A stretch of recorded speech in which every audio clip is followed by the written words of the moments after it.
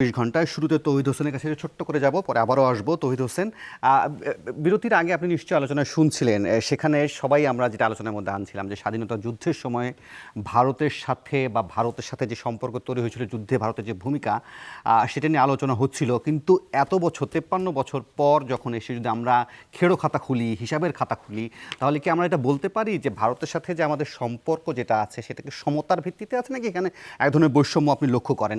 এক, দ্বিতীয়ত আরেকটা জিনিস ছোট্ট করে যদি যোগ করে দেন যে তিস্তা প্রকল্পে এখন দুই খেলোয়াড় সামনে দেখতে পাচ্ছি আমরা, চীন এবং ভারত। বিষয়টা কি আসলে তিস্তা প্রকল্প ঝুলে গেল? তিস্তার নদীর পানি, মোদি এবং মমতার যদি অভ্যন্তরীণ সমস্যাটা বাদও দিই, যদি এই দুই খেলোয়াড় এখন সরাসরি সামনে থেকে যায়, তাহলে কি প্রজেক্ট ঝুলে যাচ্ছে কিনা, বা এটা কি আসলে শুধু আলোচনার জন্য থেকে যাচ্ছে কিনা?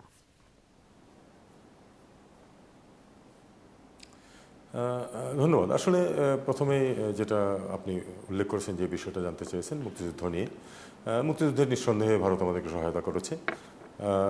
আর সম্পর্কের যে সমতা ভিত্তি, এটা নিয়ে একটা কথা কিন্তু সবসময় মনে রাখতে হবে আমাদের, সেটা হলো যে আন্তর্জাতিক সম্পর্কে ক্ষেত্রে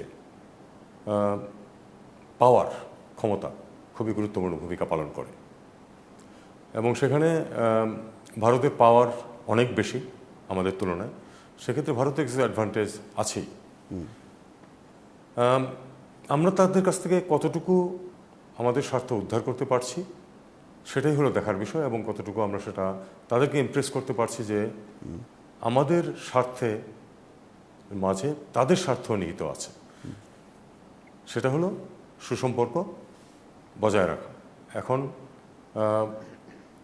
ভারতের সাথে যখন সম্পর্কে যাব আমরা, এমনকি যদি কোনো কোনো ক্ষেত্রে ভারত চাইলে আমাদেরকে আরও বিপদেও ফেলতে পারে, যেমন ফেলেছে তারা আমাদের তিস্তা নদী নিয়ে, সম্পূর্ণ পানি তারা উজ্জ্ব করে নিচ্ছে।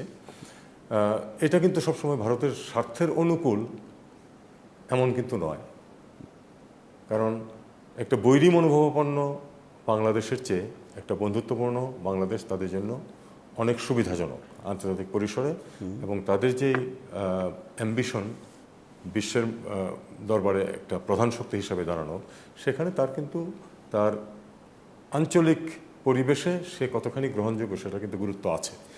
কাজেই এটা হলো থিওরিটিক্যালি আমি আলোচনা করলাম।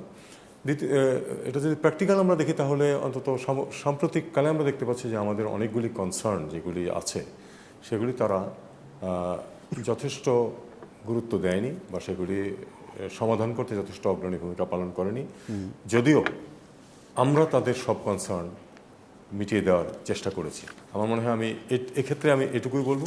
তিস্তার ব্যাপারে আমি খুব সংক্ষেপে শুধু এটুকু বলতে চাই, সেটা হলো যে তিস্তা সম্ভবত ঝুলে যাচ্ছে বিষয়টা। আমরা তো গত 10 বছর আগে প্রায় চুক্তি একটা কাছাকাছি চলে গেছিলাম শেয়ারিংয়ের জন্য সাময়িক। সেটা হয়নি এবং আজকে পর্যন্ত হওয়ার কোনো লক্ষণ নেই, এবং এই পুরো সময় কিন্তু আমরা সম্পূর্ণ পানি বঞ্চিত থেকেছি। শুকনো সময়ে সম্পূর্ণ পানি ভারত ব্যবহার করেছে, আমাদেরকে কোনো পানি দেয়নি। তো এই সিচুয়েশন থেকে মুক্তি পাওয়ার জন্য আমরা যে আংশিক মুক্তি পাওয়ার জন্য আমরা যে প্রকল্প নিচ্ছিলাম, সেখানেও যেহেতু ভারত এবং চীন দুটো ইনভলভড হয়ে গেছে, এবং আমার মনে হচ্ছে ভারত অ্যাডভান্টেজাস পজিশনে আছে, কাজেই এটা ঝুলে যাওয়ার সম্ভাবনা অনেক বেশি। আমি অবশ্যই চাই না যে এটা ঝুলে যাক। আমি খুবই খুশি হব যদি খুব তাড়াতাড়ি এটার সমাধান হয় এবং আমরা কিছু পানি ব্যবহার করতে পারি। তাহলে কিন্তু আমার আশঙ্কা যে বিষয়টা ঝুলে যাবে। তৌহিদ হোসেন।